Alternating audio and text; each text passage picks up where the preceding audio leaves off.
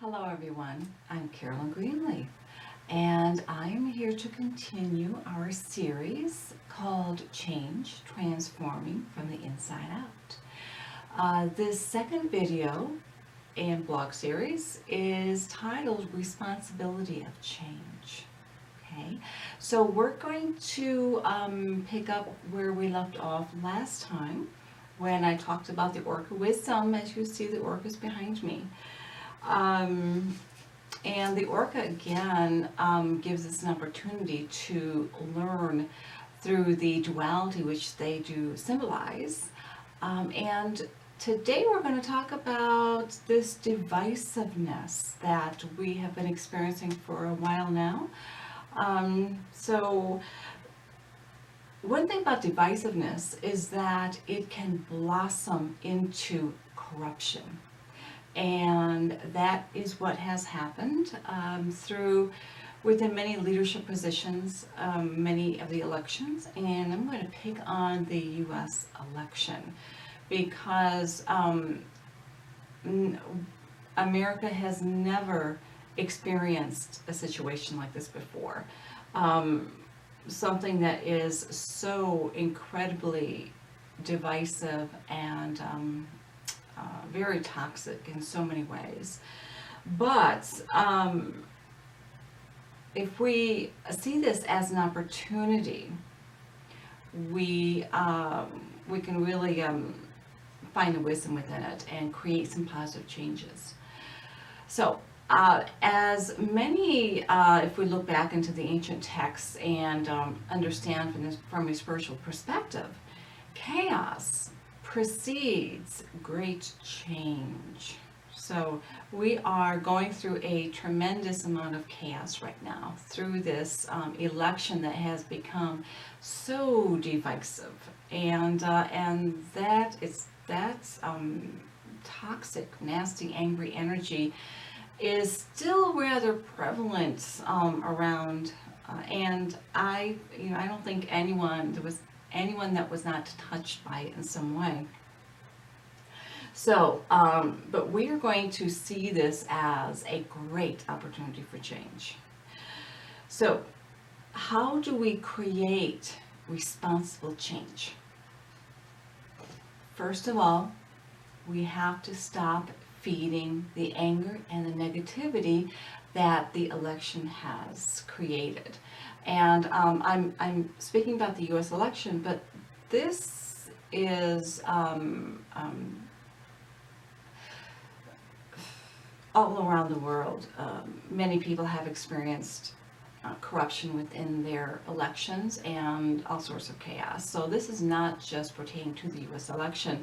This is just a great example for me to use as we talk about this subject. So, but the first thing to do when there is a nasty situation that's happening is that we have to stop feeding that anger. And why is that? Many of you have heard this term, where your attention goes, energy flows. That means every single one of us is a creative being who is creating our reality through every thought we think, every emotion we feel, every word we speak, and every action that we take or sometimes don't take. We are continually creating our reality. So when we are focusing on what we don't want, what we're fighting against, we are just feeding the beast. Okay, so the second part of this is that we have to get out the mirror and ask ourselves, what is this chaos and this turmoil reflecting within myself? Because remember, our inner world is always a reflection of our outer world. And again, back to the Orca Wisdom, this is what they are teaching through their symbolism. So we need to hold up the mirror and ask ourselves, what is it within me that is corrupt? What is it within myself that is divisive, even against parts of who I am? And we need to ask, am I being honest with myself and others? Am I holding myself accountable, or am I blaming others? Am I taking full responsibility for the direction of my life? Am I manipulative in some way towards something or someone? Am I respectful of myself and others? And thirdly, we also need to begin to decide what type of leadership we really want. Okay, so first we do the inner work. We take a really good look at ourselves and we get very honest. And then we begin to make some changes. Sometimes it's just the realization that is that healing component that really sparks change. And other times we need to do a little bit more digging and a little more healing to resolve these issues that are unhealed within ourselves. And many of these issues are unconscious.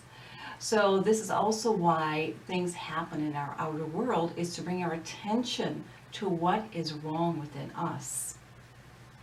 So when we then ask ourselves, what type of leadership do we really want?